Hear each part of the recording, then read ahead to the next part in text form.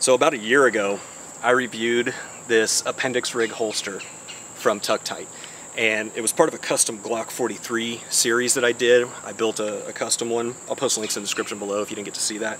But this was a fantastic holster, and the video for this specifically did really, really well. Well, like everything, there's always a little bit of room for improvement. Well, this is the improvement. This is the Gen 2 version from Tuctite. Just recently came out, and there's just some very subtle differences. I'm going to take you through some of those on the tabletop here in a minute, but I liked it so much, in fact, then I went ahead and got one for the Glock 19 also. Let's roll in some footage of these, some close-ups, and then we'll get it on the table.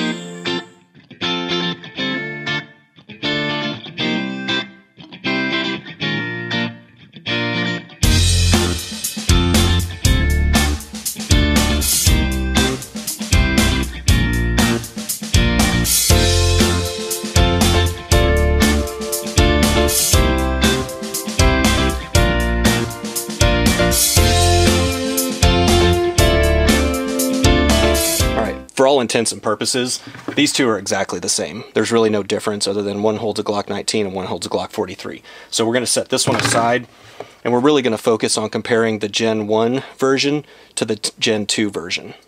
The Gen 1 and the Gen 2 use essentially the exact same hardware. So you're not going to have to worry about that. If you really like the hardware, which I did on the Gen 1, you're going to have the same great hardware on the Gen 2.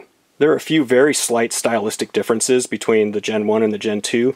Notice this very straight cut here versus this kind of angled notch on the previous version. Same thing over here. There's an angled notch versus the straight cut on the new version. One of the biggest differences between the Gen 1 and the Gen 2 is on the back. You can see on the Gen 1 here, there was this rubber molded kind of hump on the back there. It was removable, and basically the purpose that it served is when you set this down in your waistband, this was up against your skin, and it forced the bottom of the holster out just, whatever that is, half an inch. And what that did was push the top of the gun in deeper, closer to your belly, so it allowed for a little bit more concealed carry. On this one, it is a more fixed piece. And I'll be honest with you, this is more comfortable. It still serves the same function. You can see it still bulges out, still does the same function, but it's not quite as thick, let's see if I can get them both on camera, as the previous version. And in all honesty, I ended up taking this one off. If you sit for long periods of time, that one can kind of wear on you a little bit.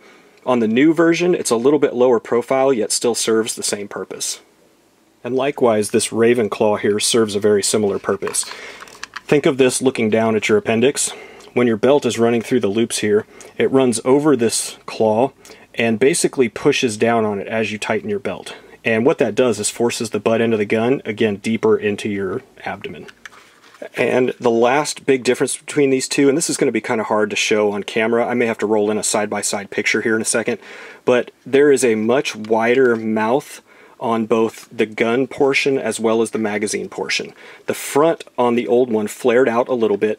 The front on the new one flares out much, much more. It makes it a lot easier to reholster.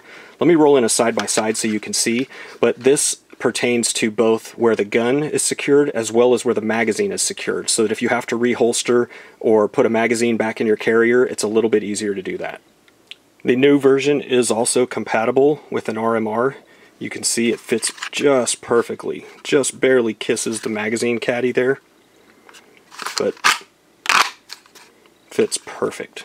There are also a couple options in terms of retention. Some guys like these soft loops like you see here, and others prefer these clips. I tend to go with the clips. I've never had a retention issue with this style of clip. I have had holsters in the past that had a different clip on them, and when you go, your draw stroke pulls the holster right out with it, but I've never had that problem with this. They are also adjustable, so if you wanted to cant this in your belt line differently, you can adjust those, and there's lots of Kydex color options. Both the front and the back can be configured separately, so you see here there's gray in the front and black in the back. I'll post a link in the description below where you can check that out. So that's it, guys. The Gen 2, this is the Annex Appendix rig from Tuctite. Fantastic holsters. Go check these out. Some of the criticisms that people have leveled in the past on the previous video was the price.